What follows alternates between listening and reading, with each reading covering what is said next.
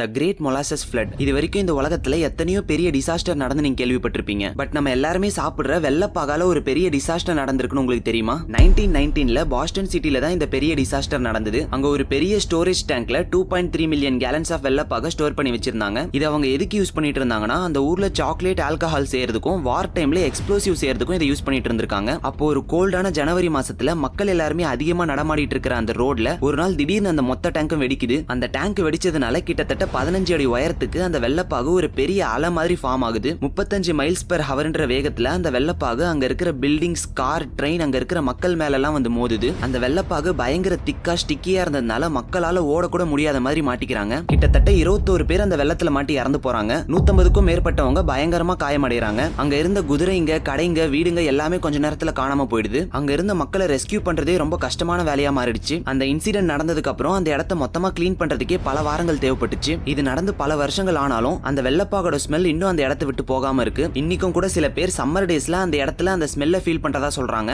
And இது ஹிஸ்டரியில நடந்ததுலேயே one of the strangest டிசாஸ்டர்னு சொல்லப்படுது.